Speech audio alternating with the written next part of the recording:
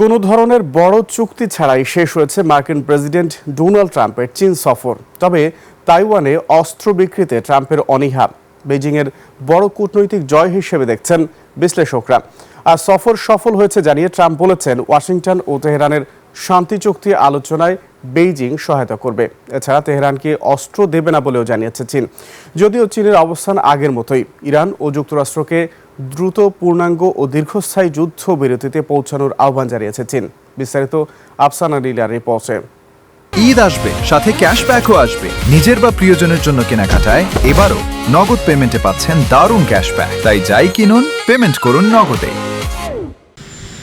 মার্কিন president Donald Trump এবং চীনা প্রেসিডেন্ট শি জিনপিং এর মধ্যকার 2 দিনব্যাপী আলোচনা শেষে তাইওয়ান ইস্যুতে নতুন এক নাটকীয় মোড় দেখা দিয়েছে। সফর থেকে ফিরে সাংবাদিকদের সঙ্গে কথা বলেন মার্কিন প্রেসিডেন্ট। শুরুতেই তাইওয়ান প্রসঙ্গ জানান তিনি চান না কেউ স্বাধীন হোক। যদিও যুক্তরাষ্ট্র দীর্ঘদিন ধরে তাইওয়ানকে সমর্থন করে আসছিল দেশটির স্বাধীন রাষ্ট্রনীতিতে। শুধু তাই নয়, তাইওয়ান যেন আত্মরক্ষা করতে পারে সেজন্য অস্ত্র ও সরঞ্জাম সরবরাহের পথেও ছিল ট্রাম্প প্রশাসন। তবে শিয়ের সাথে বৈঠকের পর সুর পাল্টেছেন ট্রাম্প। ইঙ্গিত দিয়েছেন তিনি তাইওয়ান নিয়ে চীনের সাথে বড় ধরনের সংঘাত এড়াতে চান। স্বশাসিত গণতান্ত্রিক দ্বীপ তাইওয়ানকে বরাবর নিজেদের ভূখণ্ড বলে দাবি করে আসছে চীন। বৈঠকে ট্রাম্পকে তাইওয়ান নিয়ে সতর্কও করেছেন শি জিনপিং।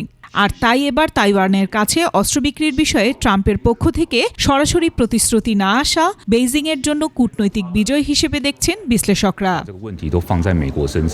এদিকে চীন সফর সফল দাবি করে ট্রাম্প বলেন ইরান ইস্যু নিয়ে আলোচনা হয়েছে। চীন যুক্তরাষ্ট্র উভয় দেশই হরমুজ প্রণালী উন্মুক্ত রাখা এবং ইরানের পারমাণবিক অস্ত্র অর্জন থেকে বিরত থাকার বিষয়ে একমত হয়েছেন। দাবি করেন চীন ইরানকে কোনো সামরিক সরঞ্জাম সরবরাহ করবে না বলে প্রতিশ্রুতি দিয়েছে।